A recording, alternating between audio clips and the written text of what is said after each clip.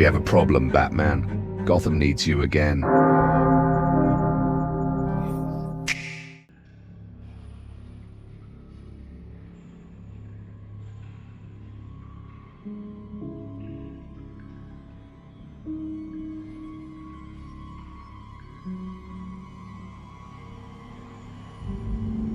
Some predators hunt for survival, others for dominance.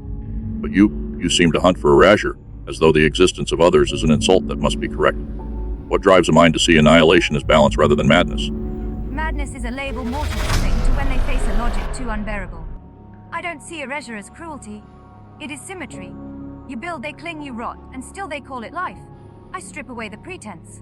To me, existence is diseased clutter, a swarm with delusions of permanence. What you call annihilation is merely a cleansing of noise. Balance requires subtraction, not addition. I am not driven by hatred, detective. I am driven by the elegance of nothingness perfected. People usually rationalize destruction with ideology, justice, vengeance, salvation, but your reasoning carries no mask. You claim subtraction itself is the goal. Does that mean even your own survival is disposable? Or do you carve yourself out of the equation?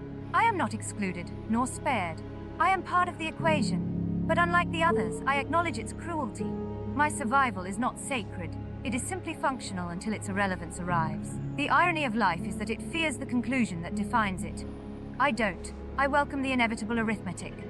My existence is a vessel for its completion, nothing more. If the balance demands my erasure, so be it. The difference is, unlike them, I won't fight against the mathematics of oblivion. I will be its willing extension. You speak of inevitability, yet inevitability doesn't explain intent. You choose, you design, you inflict.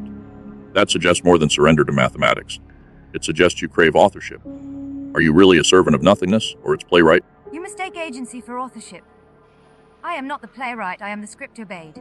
To call me author would imply vanity. I am no god, no maker. I am the fracture already written into the stone. My role is simply to allow the fissure to spread, to let entropy be honest. Does it look like choice? Of course. Mortals cling to that fiction because they need to believe in free will. But the cracks in their foundations were always there. I am merely the echo of inevitability taking form. If annihilation is the purest truth, then why shape it with precision? Why orchestrate instead of letting decay do the work? What does calculation add to entropy? Decay is patient, but patience is waste. Entropy will consume, yes, but entropy meanders. It is sloppy, slow, distracted. My precision accelerates what would happen anyway. Think of me as the surgeon to entropy's slow disease. I cut clean, not because I must, but because efficiency is honesty. Why let them pretend for centuries when they could face the truth now? My orchestration is not arrogance. It is clarity applied with speed. Entropy is the script, but I am the punctuation that makes it unavoidable. Stripping away illusions can expose truth, but it can also destroy the very capacity to perceive it. If you erase everything, if you silence every voice, what remains to recognize the clarity you speak of? Recognition is irrelevant. Truth does not require witnesses to exist. The obsession with being seen, known, remembered.